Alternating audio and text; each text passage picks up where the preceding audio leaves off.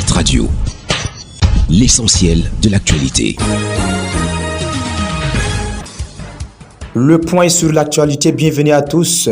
Cameroun, le MINSEC lance le paiement des contributions exigibles pour l'année 2024-2025. À compter du lundi 26 août, les parents d'élèves peuvent procéder au paiement de toutes les contributions exigibles et des frais des examens et concours relevant du MINSEC. Le paiement s'est fait par voie électronique. Les opérateurs Campost, Express Union, MTN Cameroun, Orange Cameroun, Afriland First Bank sont ceux que le ministère des enseignements secondaires a retenu pour faciliter les transactions des parents ou élèves peuvent verser les fonds chez l'un de ces opérateurs en utilisant le matricule unique. Pour ce faire, le ministère des enseignements secondaires présente quelques modalités pratiques. Tous les établissements privés doivent enregistrer leurs élèves dans le système au plus tard le 15 septembre 2024. Les élèves devront obtenir leur matricule national sur la plateforme cartescolaire.cm auprès de leurs établissements scolaires respectifs. Les nouveaux élèves et ceux entrant en classe de 6e doivent être enregistrés sur la même plateforme par leurs établissements afin que le matricule soit généré. Les élèves transférés d'un établissement scolaire à un autre doivent s'assurer que le nouvel établissement a mis à jour leurs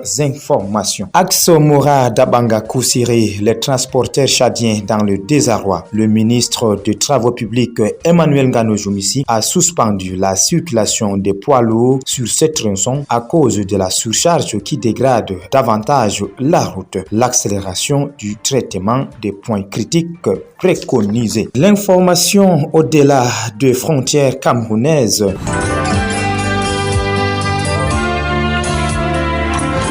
L'actualité internationale. Le Japon met fin à la mission de son engin lunaire un an après son lancement. L'agence spatiale japonaise JAXA a annoncé avoir mis fin aux opérateurs de son module lunaire qui a survécu à 3 nuits lunaires glaciales. Un an après son lancement, le Smart Lander for Investigation Moon s'était posé en janvier sur le satellite de la Terre, faisant du Japon le 5e pays à réussir à se poser sur le satellite naturel de la Terre après les États-Unis, l'URSS, la Chine et l'Inde. Après avoir tenté en vain de communiquer avec le module la semaine dernière, la JAXA a annoncé sur 2 n'avoir reçu aucune réponse du petit engin spatial lancé en septembre 2023. RDC, Kinshasa promet une enquête rigoureuse après l'agression du diplomate français. Des éléments de la police nationale et de la justice